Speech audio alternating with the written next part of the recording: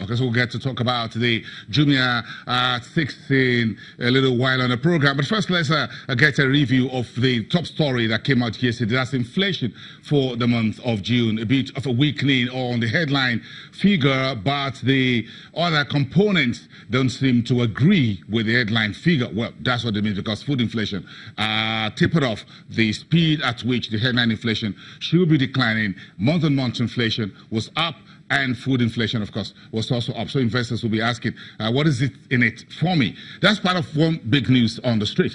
Then we have the FAC disbursement of about 670 billion naira in last week for the month of June, pending the resolution of the decline NNPC remittances to the Federation account. All that in the news. But again, we have something very interesting, which you may or may not really consume. But let's get Temitope Olugbile from Financial Derivatives Company to take us through what's making the headlines, what is good and what not so good in the commodities space. Good morning.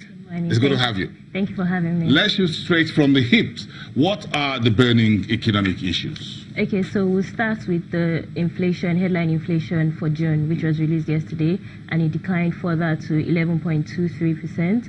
There's also the fact that MPC is holding its third meeting of the year and is scheduled to conclude and come out with the results today. There is also FAC disbursements after a 3-week delay was disbursed on Friday to about 670 billion naira, and there's also power is up to about 3,560 megawatts. Brent oil is down by about 0.16%. Quite a lot on my plate. Quite a lot on my plate. But inflation comes to talk, because folks are always worried about how much they are paying for XYZ. Folks says, well, the piece of meat and fish is getting smaller when they go to restaurants. So they're getting smaller by the day. And they feel that restaurant shares are beginning to slice off a little bit of pieces of meat and charging still the same amount, and the meat is getting smaller. Are you getting smaller meat and fish at the restaurant? So yes, there's definitely a divergence between what the average Nigerian is saying versus what they are hearing. So they are hearing that inflation has declined for 17 consecutive months, but they go to the market and some commodity prices are up. So, but there's a difference between headline and month-on-month. So while every other thing declined, headline, core inflation, urban, rural, the month-on-month continued its increasing trend, increasing to about, when you analyze it, to about 15.94%. So when you compare that to 11.23, there's a divergence. And this is because this is due to disruption in supply chain of consumer goods. So there's the herdsmen crisis, which is affecting supply. There's the increase in diesel prices, which is used to power the trucks that bring these commodities into the urban region. So that is the cause for the increase in month-on-month inflation, and that month-on-month is more reflective of what the average Nigerian is facing. Okay, so when we are reporting it here, we don't want to get blamed that we're the ones saying inflation is declining, whereas folks can see the plate of meal they have in front of them, and they see that it looks like the plate is still the same size, but the quantity of meal on it is getting smaller.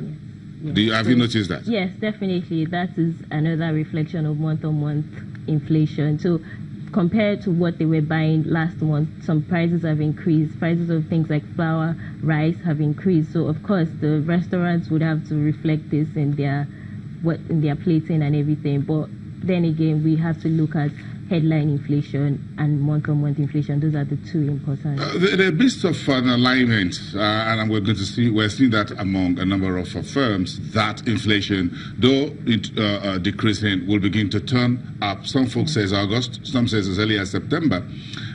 What's your take on that? Okay, so we'll start with what IMF take is.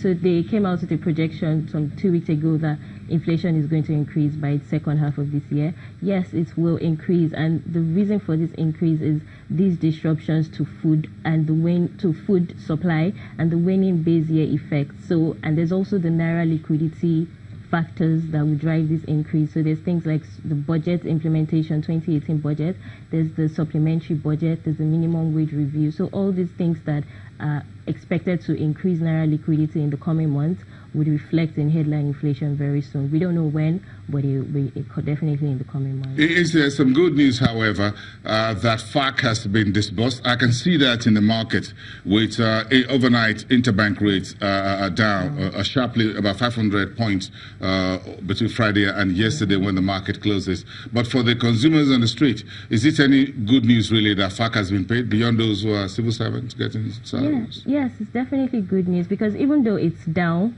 by, if you compare it to what it was before this last disbursement, it was about 700 billion naira, and now it's down by like 5%. But it's good news because it's good news to the state governments, because the salary arrears that was mounting up due to this delay, they can clear it now, and then obviously purchasing power would increase, and then demand would increase.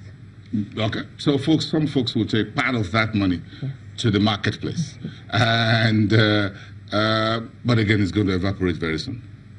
Well, it doesn't really stay too long. There's also the fact that there's another one scheduled to come out early August for the July. Oh yeah, this month is almost ending as well. Exactly. So another FAC is just around the corner. Exactly. So there's so we're going from a liquidity crunch due to the delay, and then we're now going to a FAC saturation where you compare the June FAC and July will be in the market together. So I think a bit of liquidity will still remain head-to-head on that moving into August. Exactly, and moving into August, we're going to see increased election spending. 2018 budget implementation is about to kick in, and so these kind of things of liquidity will stay pretty high. And inflation loves surplus money. It just started going this way, and started going out. Yeah, that's the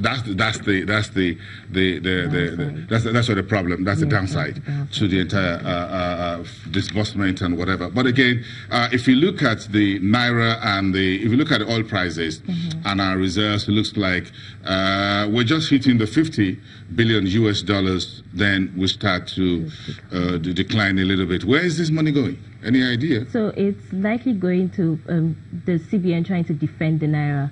So there's mounting pressures on naira, stability of the naira. So the CBN has to increase both the frequency and the magnitude of its intervention in the forex market to stabilize things. And of course, it's an election year; things have to look as stable as possible. If you are a central bank governor, you're going to defend it. You've got to defend your currency. Definitely. Yeah.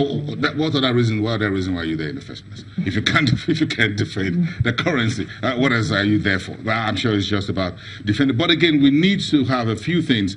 Do you think this is good news that the Chinese yuan auction has taken off? You folks think that's some good news? So it's still early days. But yes, so it kicked off on Friday, and with China accounting for about 20% of Nigeria's trade, definitely it's good news. And remember, we signed the currency swap of $2.5 billion for a 3-year agreement. So it's definitely going to ease and facilitate trade relations between Nigeria and China.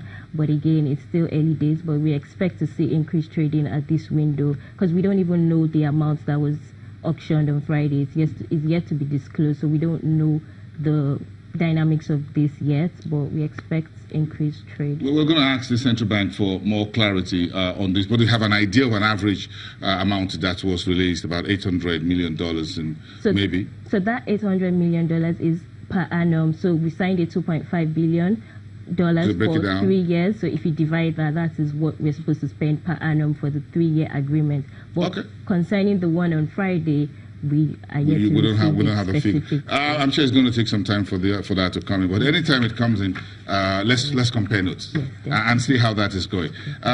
Very quick question: Do you chew cola nuts? No, I don't. Not really. No, but there are a lot of people in the South who use it a lot. I do. Yes, I do.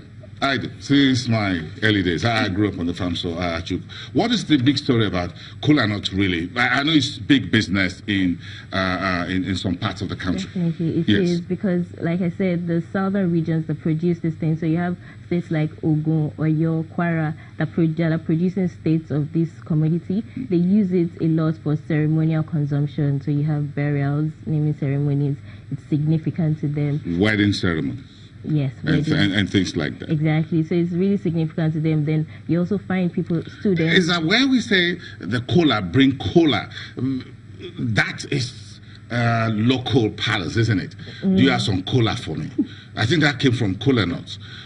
Because folks just dip their hands in their pocket and say, do you have some cola there? And say, this is it. So that's cola nut, but we've termed cola to a lot of other things. So let's colarize you, as the word goes. And that could mean anything other than cola nut. That is the local part. But cola nut is good. It could be used for medicinal purposes, whatever. So the pharmaceutical companies to use it. You find that students also use it for their nocturnal reading habits. Did you? No, I didn't. So what were you taking? Because I didn't have nocturnal reading habits. Oh, okay. You like to sleep at night? Yes. Okay, that's fair enough. Fair enough. Yes. So, but students still chew a bit of that. Yes, because it has some caffeine in it that keeps you up at night, and then you also have that it's a performance enhancement for the athletes and stuff. But we must warn of the downside risk, because it has caffeine. The risk to this is insomnia and restlessness, and just that bad side of this product. While it's good for ceremonial consumption, it also has some downside to it. And then industries, so you have it's used in carbonated soft drinks, it's used in beverages, so the likes of Nigerian breweries, Guinness, Coca-Cola use this for industrial purposes. But we're not the only one producing it around the world, No, we have Ivory Coast, yes, that produces this, in Cameroon, yes. So are we a leading producer by any chance? Definitely, we are the world's top producer. And consumer also. Yeah, that's good. I like that news. At least we're a leading producer of cola nuts in the world. That's some good news, even though the figure I'm looking at on the screen in terms of the revenue is not so significant, about $10 million US. I was thinking it's going to be about 10 billion if we can grow that. So does anyone else in the world consume as much cola nut as we do around here? Or is it an African thing? Sub-Saharan? So research has shown that it's mainly an African thing, but if you look at the industrial uses of this commodity, I mean, industrial uses are global, so you would find that some industries abroad too might be using this, but because what happens is that what we produce, we consume locally a lot, so we don't get to export as much as we can. We need to find buyers to make this exportable in a large quantity. Imagine a 20-footer container loaded with cola nuts. Definitely, yes. So we need to also, before we even start exporting, we need to grow the industrial uses of this commodity locally. So if we have more industrial concerns that uses it, not just consuming it for ceremonial. Yes, ceremonial consumption is good, but we could also explore the industrial uses of this commodity. The other folks will buy in very huge quantity, large quantities, and that will mean folks will grow more of it on the farm. Definitely. Maybe you should have a taste one of these days. Maybe, and not so much. Make sure you sleep at night. I don't want you sleeping off on duty. Thank you very much for coming. Thank you. That's Temitope Olugule, one of the research analyst team at Financial Derivatives Company. Of course, we're now going to talk about the Jumia at 6. For folks buying deep refrigerator to buy perfumes and wristwatches and wedding gowns, this e-commerce platform has now established itself as a leader not just in Nigeria but across the African continent. So where the Jumia goes from here after 6 years, I put a few questions to the CEO who was here with me yesterday. We'll recap that for you when we come back.